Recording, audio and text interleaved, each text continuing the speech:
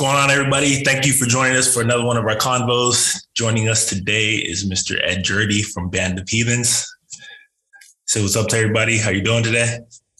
Hey, man. How y'all doing? Good to be with you. Thanks for joining us. I hope I said your name right. I wasn't sure about the last name, but You did. You got it, Jurdi. It's like, it seems harder, but it is actually just like it is spelled phonetically. So well done. Okay, cool. So you are the co-founder, one of the co-founders of Band of Heathens, and you're the vocalist and guitarist. Yeah, you got it. Awesome. So you guys kind of go into your history a little bit for people that don't know. You guys started in Austin, Texas back in 2005? Yeah, end of 2005 around Thanksgiving time. The band kind of started as almost a songwriter in the round with a backing band. So there was like 4 singer-songwriters when it started, and we each had our own, had our own residency. And at some point we decided, I think in a cost-saving measure, to we were kind of all jamming with each other. So we said, hey, what if we just combine, we share one band, and we all kind of just jam on each other's set. And that was really it. It wasn't like, there was no design of this becoming like a long-term project or anything like that. It was just something fun, kind of like a Wednesday night hang. And I don't know, just one of those things, like no intention, no plans. And it just kind of came together. People started coming out to see the show, and here we are like 16 years later. Yeah. For someone that kind of just started out as, just kind of some hangs, and looking back 17 years later, it's got to be kind of crazy to think about, like, man, we're still here doing it.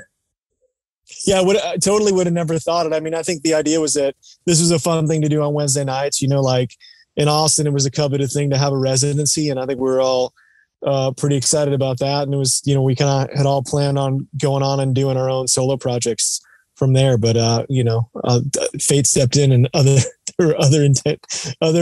plans for us. I mean, that's awesome. I mean, I guess so. My question for especially since you guys have been together like 17 years. It's a long time for a band. And I guess how do you guys keep that kind of strong chemistry and keep those band dynamics like going after all these years?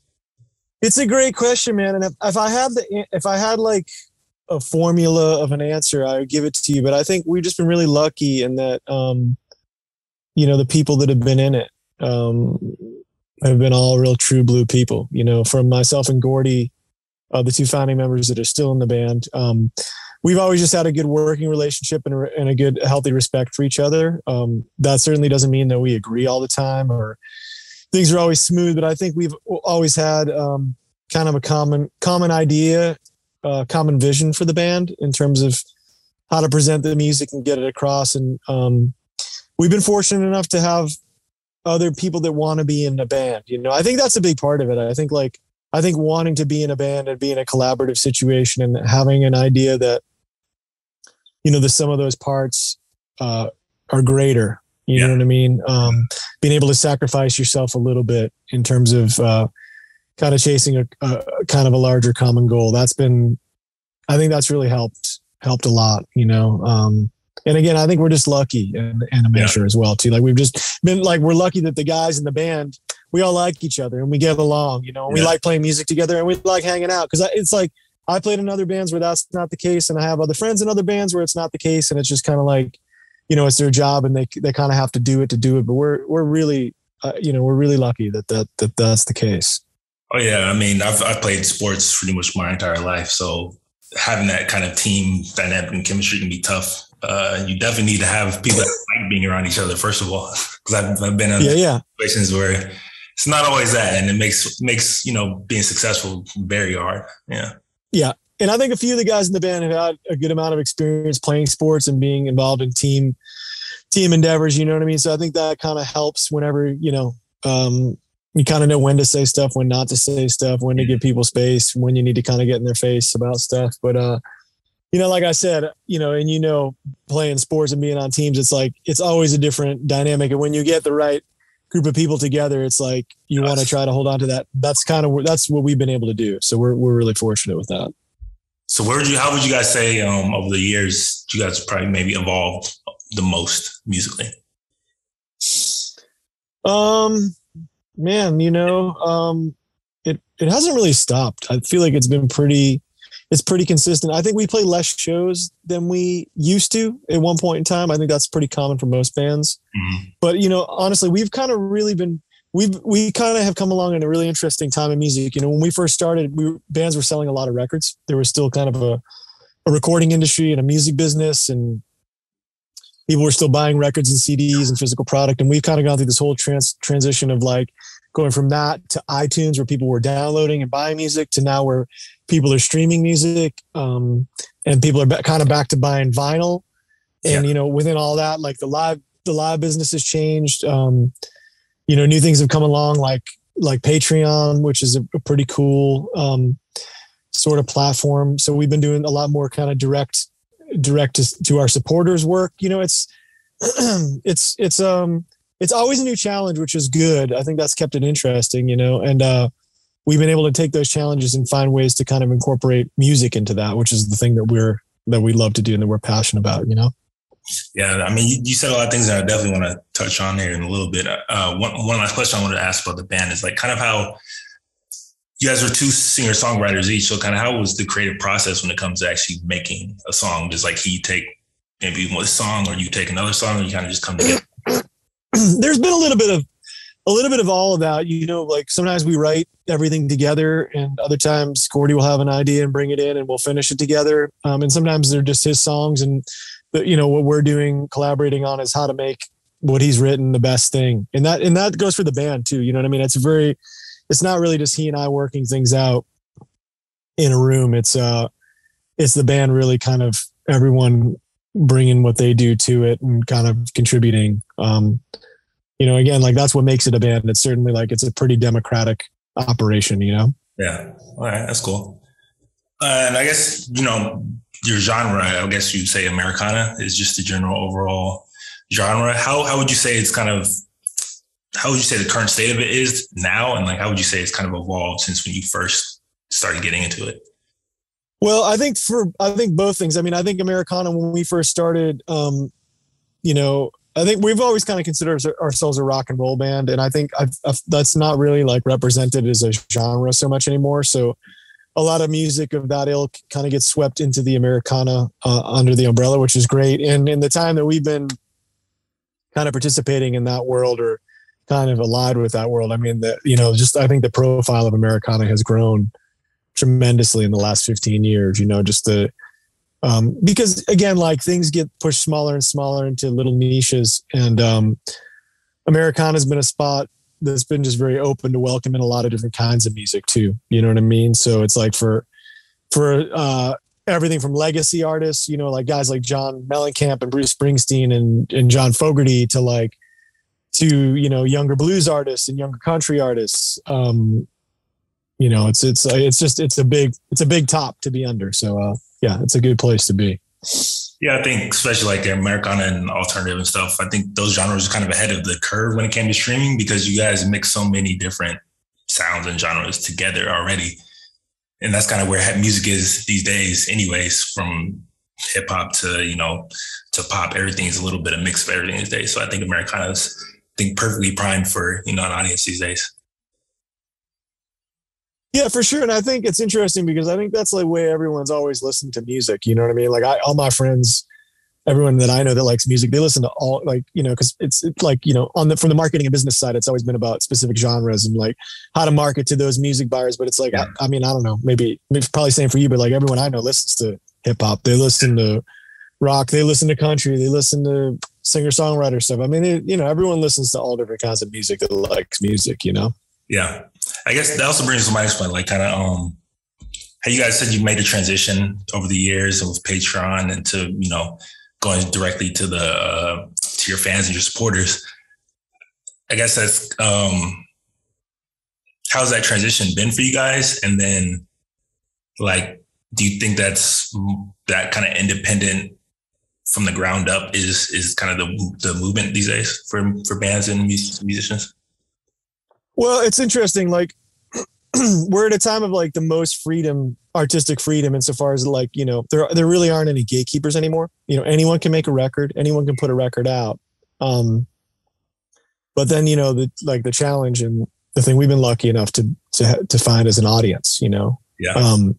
So in all the things you mentioned, I think what we've been interested in doing is it's like kind of two parts, right? It's like one part is you want to find a bigger audience, but you also want to nurture the people that really support you, that are like really big fans of the band, you know, that know about the band. So that's kind of where Patreon comes into play, you know, for people that want to have, I think, kind of more of an immersive experience with artists, you know, have more access to what we're doing, kind of get to lift the hood up and see kind of what happens behind the scenes, like, you know, how we write songs and how we figure out what we're doing, all that kind of stuff.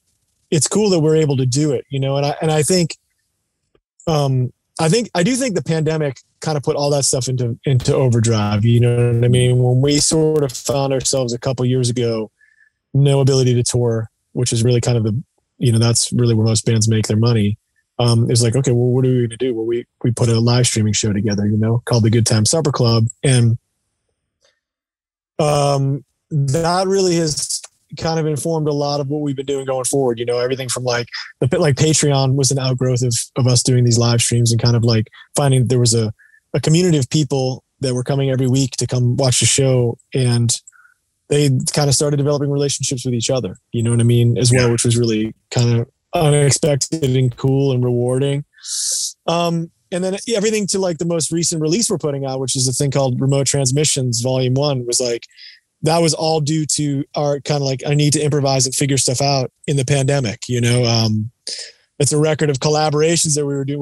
So we were doing a live stream show every week. It was like, okay, well, maybe we can invite our friends to come on and do a segment where, you know, we collaborate on a song and we talk to them and kind of see how they're doing, you know? So it's just, it's weird, but in a way it's like, it makes a lot of sense for our band, because the band started like not with an idea, and it was like, we kind of hit the ground running and we kind of had to improvise and figure things out. And so again, you know, flash forward to 15 years, you know, later, it's like, we're kind of still doing the same stuff.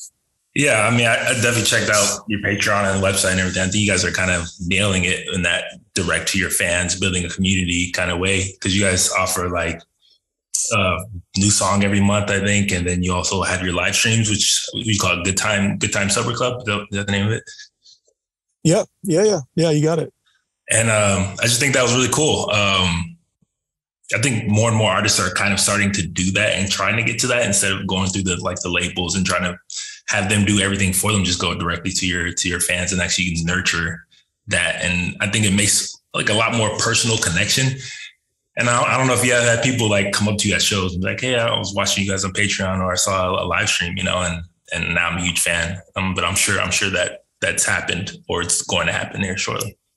Yeah, definitely. And honestly, what's been interesting is that, you know, we would always see people at the merch stand or whatever after show. You meet people, you get to talk to them for like a couple of minutes or whatever. But what was interesting is through all this live streaming and all this kind of virtual contact, we actually got to know people better in that realm. You know what I mean? So now when I see them at a show, it's like, hey, Chris, hey, Mike, you know, hey, Cheryl, it's good to see you. You know what I mean? It's like, and we definitely, like you said, we definitely have a connection, and we've actually like spent real time with each other now. It's not just like, hey, thanks for coming to the show. You guys sounded great. Thanks. Nice to see you. We'll see you later. You know, like, there's something more real there, which is very cool. I mean, that's awesome. And I think you guys have always kind of been ahead of the curve, kind of that indie type of promotion and movement. Cause you guys do like a lot of live albums. You guys used to give out USBs after shows with like parts of the, from the actual show, like bootlegs and stuff, which also that was super cool and kind of reminded me of what Grateful Dead and their fans used to do a lot for a lot of their tapings. Kind of whose idea was that? Or was that just something you guys have both always been wanting to do since you guys were jamming and stuff? Yeah, I think it's like, again, the other thing is that, you know, we're all huge music fans and fans of lots of bands. So it was kind of like, you know, whenever we're thinking about what we're going to do, part of that's also like, hey, if you were a fan of a band, like what would you want to get? What would you want to, what would you want that you don't normally get? Like besides a band making a record and making the record available, like for you to buy, what else would you want to, like what would you love to have access to? And it's like, oh yeah, I would love to be able to hear their live shows. I would love to be able to, see a live stream of them and playing in the studio. You know what I mean? All different kinds of stuff like that. You know, it's like we've, you know, and that's again, like that's been an outgrowth of kind of our curiosity in terms of like what we like to do and what we kind of feel like would be cool for people to receive, you know? So yeah, it's funny because I don't really sit around and think about it that much, but you're kind of right. It's like there's always just been this kind of like next little thing we wanted to explore and try out. And again, like having an audience that's curious and willing to take those adventures with you. Yeah. That's kind of what makes it work, you know? Yeah. I think you guys definitely kind of nailed that. And I feel like that for sure nurtured a strong, you know, following, because that's, like I said, that's how Grateful Dead kind of built theirs up. And just having that extra personal and unique touch to feeling like you're a part of something, you know? And I think that you guys really nail that. And we talked to a lot of artists and stuff, independent ones, and they kind of pick our brains about things. And you guys would be somebody I would for sure point to, like they're doing it, you know, the right way. So props for that. Thanks, man. Yeah. Thank you.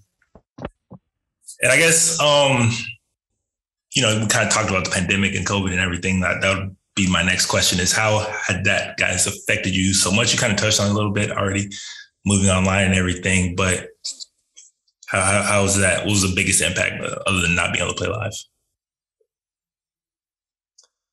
Well, I mean, so much, you know, and everybody was dealing with the same thing. It was interesting, but everybody kind of responded to it in different ways. I think for us, like in seeing some initial forays into the kind of like people doing live streams and wanting to connect with their audience, I think the thing that we were interested in was how we could present it in a like the highest quality format as possible. So we all got some really good cameras, kind of set up like we were all working from home in our studios. You know what I mean? So it was kind of like, it's kind of the way we make music. You know, it's like if somebody wants to listen to a record and have that full like vinyl experience, they can do it. If they're just streaming on their phone, they can do it. You know, so like same thing with the live streaming show. We wanted to make like a really high quality thing for someone that wanted to hook up to their home stereo or like watch the show in headphones and be like, oh, this is like, it's like they're making a record, but we're live streaming it. You know what I mean? So that was really important to us. And I think again, like for us, it was just being able to connect with each other initially, you know what I mean? And then like when people started showing up every week to watch the show and really kind of tuning into it, it was great. I mean, that was our intent, but we just didn't know, you know what I mean? We were just trying to do something we thought was fun and cool. And we were trying all kinds of different stuff. I mean, we had like in the early shows, we were like reading Shakespeare and, you know, doing all kinds of crazy shit. We had like, you know, we always had like our bass player would come and make a cocktail in the middle of the show. Our drummer, who's a huge vinyl guy, would like pick a record every week to talk about. Yeah. Our keyboard player's a huge Grateful Dead fan. He would do like a Grateful Dead minute, talk about a show, you know, pick a show every week. So it was just stuff that we would do when we're hanging out, you know what I mean? Yeah, and wanting to present that, you know, and kind of like, so it's like, you know, playing shows has always been a big part of it. So it was like, okay, well, how can we play a show when we're not in person? Like, how can we present stuff in an interesting way to people? And I think the takeaway that I found is that like, I do think there's going to be a part of this that's a part of like, you know, live streaming, connecting with fans, Patreon. These are kind of outgrowths that were like really fueled quickly by the pandemic. And I do feel like it's going to be a part of everyone's operation going forward. You know what I mean? I think it really resonated with a lot of people, you know what I mean? So it's something that like we're continuing to kind of explore and work on as we go forward. I mean, you kind of nailed like something I've been thinking about is like working musicians, you know, typically having to tour constantly and be on the road constantly. It's like and play in front of people and be on shows. But with the technology catching up and like live stream getting so much better, I feel like that's kind of shifted a little bit towards where you maybe don't have to tour as much or as constantly, but you can still kind of connect with your fans and like other people through the live stream, which is what you would normally do as a working musician. Yeah, definitely. That would be nice. Always, you know, being home is good. I think like, you know, some bands like Fish have been doing, they call it like a couch tour. Oh, yeah. And they're like the best. They've been doing like multi-camera, super high def, killer sound quality shows for years and years. And it's the thing you start to realize, it's like at some point, most bands are probably going to have a little like a pretty good video rig and a pretty good audio rig. And they're going to probably start live streaming their shows, you know, for like their fans that can't be in that town. It's like the next best thing. And like a lot of our fans told us is like, hey, we couldn't come see you guys live, but like we could sit in the living room on Tuesday night and watch a show. You know what I mean? Which is pretty awesome. It's pretty cool. And another thing that came out of the pandemic was, like you said, remote transmissions volume 1. So yep. You find that there's going to be a volume 2, volume 3, or? Maybe. I think we kind of did. We did that. I mean, we did like 50 of them. You know what I mean? So it was really hard to pick 10, which was like all we could fit on a record, which was kind of like when we were, that was like our criteria. It's like, we want to put a record out. So, so I mean, yeah, there probably will be additional volumes. I think we just kind of plan on that just in case we wanted to keep doing more of these, but there's so much material that, yeah, I'd be hard pressed to think that there won't be additional ones in the future. Okay. And like you guys said, this was a collaboration record. You had to work with a lot of people like Margot Price, Butch Walker.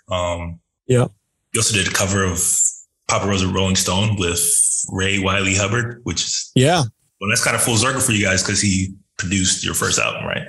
He did. Yeah. So it was cool. And Ray's always been like a really good friend and a big supporter of the band. Like whenever you're getting started and someone who you look up to who's had a great career is like, hey, what you guys are doing is really cool. And I want to help you I want to help you find an audience and get to more people. It's just like, you're kind of like, it's like, whoa, really? That's cool. So that's kind of how our relationship began. And, like over the years we've done shows together and collaborated. And we actually did a collaboration on, Ray has a new record coming out too, which is a similar thing of collaborations. And we did a track on his record too. So it was cool to be able to cross pollinate that stuff. Yeah, that's awesome.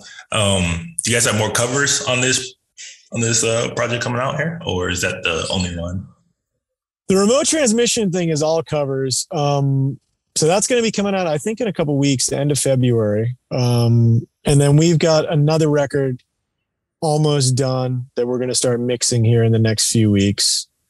And then we have another project that's going. So we always have a few things going at a time, because it's always like, it's always, once you finish something, it's probably like 9 months or whatever before it comes out. So we we try to have a few things rolling. So we don't get bored with ourselves. Oh yeah. That's one thing I've noticed. I was like, you guys are constantly putting out some type of content. I was like, a song every month. That's a lot, but you guys definitely stay on it as a group and as a band. And I was like, I can see why you guys are still here, Yeah. Thanks, man. Yeah. It's and again, like when everything to do with music, that's what we love to do. You know what I mean? So it's like, that kind of always leads. That's the horse is leading the cart, and the horse in this case being the music, and then we just kind of have to figure out ways how to get that music out to people. So, yeah. I mean, like I said, it's even easier these days to just get it directly to your fans. So it's even cool. Mm-hmm. No doubt. I believe you guys are on a tour right now. We're about to kick off a tour. We are. I'm actually at home in Asheville, North Carolina right now. Actually in a parking lot. I wasn't sure if this was a phone or a video interview, but it is a video. So I had to pull over so we could do this. But yeah, I fly out tomorrow. We start in LA tomorrow and make our way up the coast. We'll be in the Bay Area this weekend and up through Seattle and down through the Rockies into the end of February. So it should be cool. It's been actually probably it's the first tour we've done in a few years, you know what I mean, with the pandemic and everything kind of coming down. So it's we're looking forward to it. It should be fun. Oh yeah. Okay. So that was my question. I was like, I wasn't sure if you were already in LA or whatnot because, you had the Super Bowl and everything that just happened. So like, it's probably crazy right now. Yeah. I'm kind of glad I missed that. I'm sure that everybody that lives there is glad that all the additional folks are leaving town too, but yeah, for sure. So yeah, I fly in tomorrow morning. Our first show's tomorrow night at the Troubadour. So it's like always, we hit the ground running. Okay. So when you guys, I guess, about your tour, when you guys do your set listing, can you give us a little creative process? How you guys come up with the set list for a specific night or a specific tour or whatnot? Sure. Well, we try to mix it up every night for sure. There's within that, there's like a handful of songs that we found that if we don't play them, that it's kind of more of people are more upset than if we do. So that makes it, and that's cool. Like Hurricane is definitely one of them. But that's like, there's some songs that people want to hear. So it's like, well, yeah, we have to play these songs. Yeah. I mean, like at some point we were doing like, the rule was like, we can't repeat a song from night to night. So like, now it's like, okay, there's like 5 or 6 songs that we know we have to play every night. And everything else, we kind of rotate stuff in. And this tour is different because we're doing a tour with Nikki Bloom, who's a really good friend of ours. You know what I mean? So like, we did some rehearsals a couple weeks ago and started kind of putting the skeleton of the set list together. You know what I mean? Which is going to be a mix of her songs, our songs, some cover songs, some of the remote transmission stuff, and just some other cover songs that we play together. You know, she's going to be singing on our stuff. We're going to be her band. So it's going to be a really cool, very different show. So it's going to be interesting. I think like some of the same things will be in place. You know, there's songs of hers that she's going to want to do every night. We have songs that we need to do every night. And then other than that, it's like we will be kind of like changing stuff based on geography. If we're in San Francisco, maybe we'll play a Grateful Dead song. You know what I mean? We're in LA, maybe we'll do a Bird song or something. So it's just we kind of try to have fun with that stuff and drop little hints in for people that they kind of like get off on that kind of stuff too. You know? Yeah, that's cool. And you know, being on tour, you guys get to play in a lot of like historic venues and historic places. Has there been like a favorite venue of you that you played in so far? There's been so many, man. You know, like one that always comes to mind is the Paradiso in Amsterdam. That's an amazing old church that has become a venue, and incredible crowds there. We've had some great gigs in San Francisco. Hardly Strictly Bluegrass Festival a couple times. That's been one of my favorites. So yeah, you know, but like I think the thing is always like the goal is to kind of find the right room on the right night with the right audience, you know what I mean? And that's when magical things can happen. You just don't know when that's going to happen. Yeah. Awesome. So you have the tour coming up, you have remote transmissions coming out February 25th. And then you have just tons and tons more content. More stuff. Yeah. More stuff. So I guess where can everybody kind of follow you guys to, you know, keep up with everything? If you want to plug any of your socials or anything like that. Yeah. I mean, anything Band of Heathens. I think Instagram is at Band of Heathens. Twitter is at Band of Heathens. Facebook is the Band of Heathens. And then bandofheathens.com is the central nervous system for all online activities. You know, you can find out more information about our Patreon if you were interested in supporting the band further and kind of getting access to some behind the scenes stuff. I would encourage you to do that. That's been one of the newer things we've been involved with. It's been a lot of fun, and we're kind of getting a lot of interaction with our fans and a lot of give and take there, which has been really, really cool and rewarding. Yeah, I would definitely suggest for our listeners and viewers to go check out their Patreon. It's really dope, and you guys have a lot of great stuff coming out and worth the money and worth everything getting out there. Because not all Patreons are very well set up, but you guys Thanks, man. Yeah, we wanted to over deliver. I definitely think I wanted to try to make sure people felt like it was worth it. You know what I mean? Oh yeah, you got a good list going on, and I guess. Other than that, thank you guys for talking to us. First of all, I do love the name. I forgot to say that I love the name Band of Heathens. I think that's a fantastic name. Thanks, man. And it stuck. It was speaking of accidents, it was also an accident, but it stuck, and it was a beautiful accident. We're happy that we got stuck with the name. Oh yeah, it was like a misspelling, right? Or something like that. Yeah. Well, it wasn't really a misspelling. It was kind of like we think it was down to a couple people that maybe made some poster art for some shows, and it was calling us the Heathens, and then literally that was it. That was kind of the moment where it went from being this kind of the kind of hang to it being a band, and everyone just started calling us the Heathens. And it's like, all right, well, we're the Heathens. Yeah, cool. This is it. We're gonna roll with that. You know, that's funny how that works. But here you are, 17 years later. Here we are. All right, man. Thank you guys for talking to us. Definitely go check out all their socials. Check out their upcoming project, Remote Transmissions Volume 1. And if you are anywhere in California the next week or so, definitely go check them out on their tour. And thank you guys for joining us. Thanks, man. Good talking to you. Talking to you. Cheers.